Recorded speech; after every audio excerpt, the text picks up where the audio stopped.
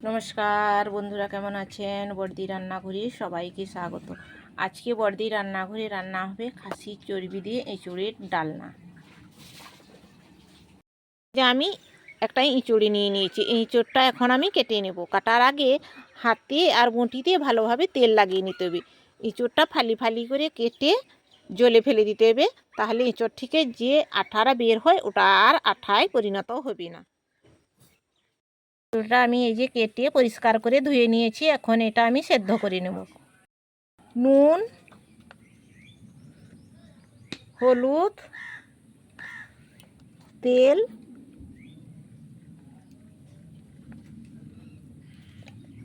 ঢাকা দিয়ে আমি এটা হাফের কম সেদ্ধ করে নেব। এঁচড়ের বাটা মশলার জন্য আমি নিয়ে নিচ্ছি পেঁয়াজ, রসুন, আদা আর টমেটো। এগুলো আমি এখন বেটে নেব। এঁচড়ের ডালনার জন্য আমি আলু ভেজে নিচ্ছি। কড়াইতে তেল দিয়ে দিয়েছি, এখন তেল গরম হয়ে গেছে, আলু দিয়ে এর মধ্যে দিয়ে দিচ্ছি নুন, হলুদ,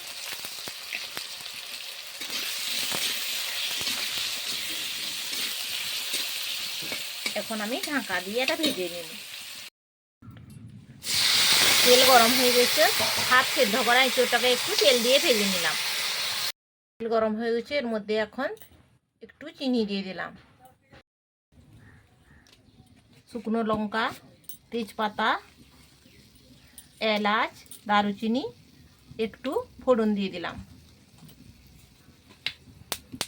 ফোড়নটা ভাজা হয়ে গেছে, পেঁয়াজ ক্যাপসিকাম দিয়ে দিচ্ছি।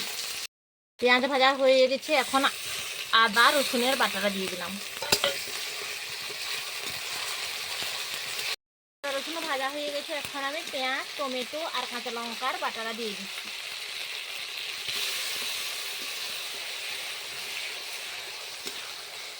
এখন আমি দিয়ে দিচ্ছি হলুদ গুঁড়ো, ধনে গুঁড়ো, জিরে গুঁড়ো আর লঙ্কার গুঁড়ো। যাতে পুড়ে না যায় তার জন্য একটু সামান্য জল দিয়ে দিলাম। আমি খাসি চর্বি নিয়ে নিয়েছি। খাসি চর্বিটা আগে থেকে তেল, নুন, হলুদ মাখিয়ে রেখে দিয়েছিলাম।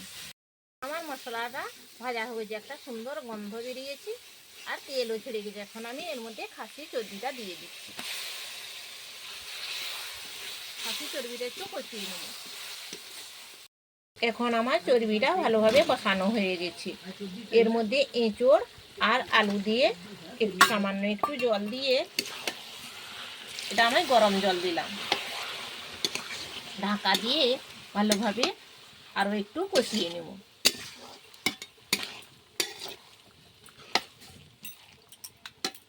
একদিন আগে দেবে, তারা একদিন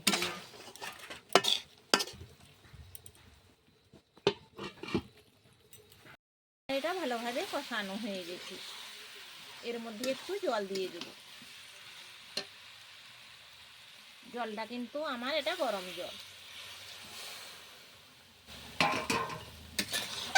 আবার আমি ঢাকা দিয়ে দেব। ঢাকা দিয়ে দিয়ে রান্না করলে রান্নার টেস্টটা কিন্তু খুব সুন্দর হয় আর ভালো সেদ্ধও হয়।